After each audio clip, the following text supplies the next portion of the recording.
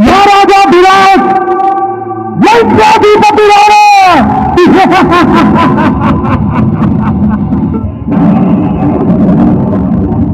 श्रीमती रामचंद्र की।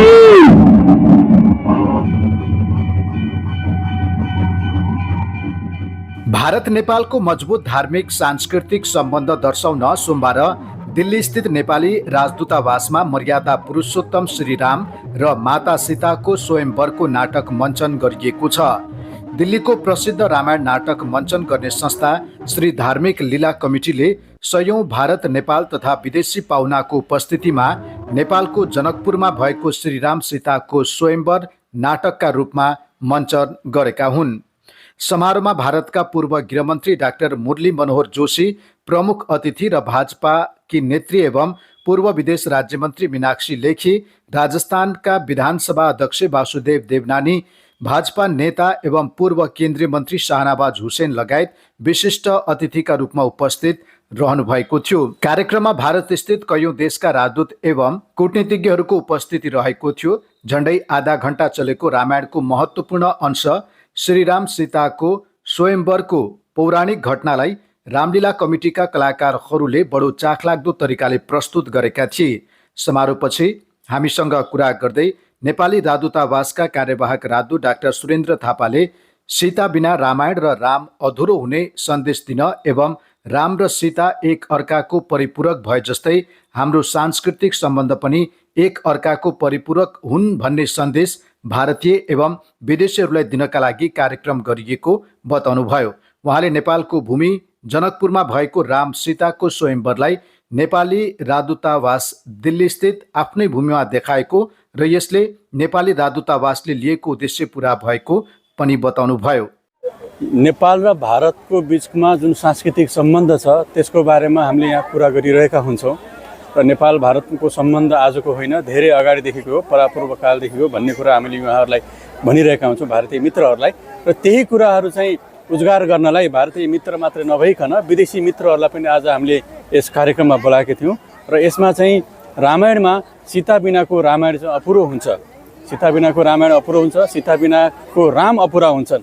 त्यसैले सीता र राम एकै सिक्काका दुई पाटा हुन्। त्यसले चाहिँ जसरी सीता र राम एकअर्काका परिपूरक हुन् त्यसै गरी हाम्रो सांस्कृतिक सम्बन्ध पनि एकअर्काका परिपूरक हुन् भन्ने चाहिँ मेसेज जाओस् भन्ने कुरा हामीले गरेका थियौँ।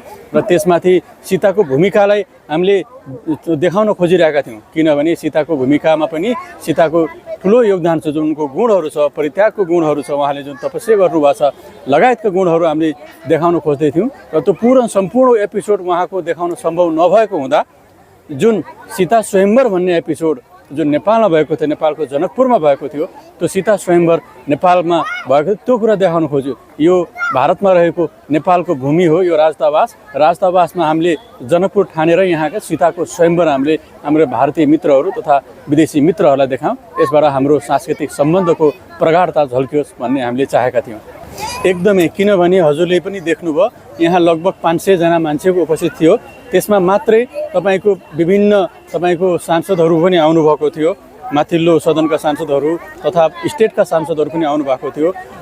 तपाईँको मुरली मोहन जोशीज्यू पूर्व गृहमन्त्री हो, उहाँ पनि आउनुभएको थियो। मीनाक्षी लेखीज्यू पनि आउनुभएको थियो। त्यस्तै गरी राजस्थानको सदनको स्पिकर सहमुख पनि आउनुभएको थियो। त्यसै गरी विभिन्न बिजनेस सेक्टरमा काम गरिरहेका विदेशीहरू पनि आउनुभएको थियो, नेपालीहरू पनि आउनुभएको थियो, भारतीय मित्रहरू पनि आउनुभएको थियो।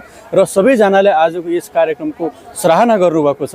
भनेपछि हामीले जुन उद्देश्यका साथ यो कार्यक्रम गरेका थियौँ त्यसमा हामीले सफलता पाएका छौँ। र हामी चाहन्छौँ कि यो कार्यक्रम प्रत्येक वर्ष होस्, जसले गर्दा चाहिँ रामायणमा सीताको भूमिका महत्त्वपूर्ण छ, नेपाल भारत सम्बन्धमा रामायणको भूमिका महत्त्वपूर्ण छ भन्ने दर्शाओस् भनेर हामीले आगामी वर्षमा पनि यो कार्यक्रम गर्नेछौँ। समारोहका क्रममा बोल्दै डाक्टर मुरली मनोहर जोशीले नेपाल भारतभन्दा अलग राज्य भए पनि अलग राष्ट्र भने नभएको भन्दै भारत नेपालको सम्बन्ध राम र सीताको जस्तै भएको बताउनुभयो। उहाँले आफूलाई नेपाल आफ्नो अर्को घर जस्तै लाग्ने गरेको पनि बताउनुभयो। भारत और नेपाल के संबंध इसी प्रकार के हैं जैसे राम और सीता का संबंध है। राम भारत से है तो सीता माई नेपाल से। तो ये एक तरह से भारत और नेपाल का आत्मिक संबंध है, पारिवारिक संबंध है। नेपाल और भारत दो राज्य तो अलग है मगर दो राष्ट्र अलग नहीं है। दोनों की संस्कृति एक है, दोनों के धर्म एक है, दोनों के स्वभाव एक है। और मैं जिस क्षेत्र का निवासी हूँ वो तो ऐसा था कि आधा में कभी नेपाल उस पर राज्य करता था, कभी नेपाल में आधा हम राज्य करते थे। तो इसलिए मेरे लिए तो नेपाल ऐसा है कि जैसे मेरा दूसरा घर है। त्यसै गरी भाजपा नेत्री एवं पूर्व विदेश राज्य मन्त्री मीनाक्षी लेखीले भारत नेपालको सम्बन्ध सरकार र कर्मचारी तन्त्रभन्दा माथि हृदयको सम्बन्ध भएको र यसलाई भगवान राम र सीताले बनाएको भन्दै दुई देश बीचको सम्बन्धलाई कसैले जतिसुकै प्रयास गरे पनि खराब गर्न नसक्ने बताउनुभयो। और ये रामलीला कमेटी भी ऐसा लगता है घर की ही है, सब लोग अपने परिचित ही नहीं, भाई बहन हैं। और मेरे सब साथी, all my friends from diplomatic community and members who are from Delhi, citizens of India and Nepal, our brothers and sisters. I always say relationship between India and Nepal is something which is beyond the governments and beyond bureaucracy. Because this relationship is not something which was built by bureaucracy or by the government. This is a relationship of heart which was built by Ram and Sita. तो ये जो रिश्ता है दोनों देशों के बीच में वो सीता राम का रिश्ता है। और राम और सीता का जो रिश्ता है उसको कोई भी कितना प्रयास कर ले उसको खराब नहीं कर सकता। और जैसा कि डॉक्टर साहब ने बताया कि दोनों देश एक ही सभ्यता और संस्कृति के देश हैं। और वो सभ्यता और संस्कृति वो सनातन परंपराओं से जुड़ी हुई सभ्यता और संस्कृति है, जहाँ पर सब किस्म के उतार चढ़ाव दोनों देशों ने देखे हैं और अभी भी देख रहे हैं। और उन उतार चढ़ावों ने ये भी सिखाया है कि सनातन परंपराएं और देश और सभ्यता कोई 150, 500, 700 साल में नहीं बनती, हज़ारों साल की तपस्या के बाद बनती है। और वो हज़ारों साल की तपस्या के बाद जो सनातन परंपराएं बनी हैं उनको हम सब मिलकर आज भी चला रहे हैं, कायम रखें। क्योंकि आम जन जो है वो एक दूसरे के दिल से जुड़े हुए लोग हैं और वही दिल आपस में जुड़े रहें, इसी की कामना के साथ जय श्री राम।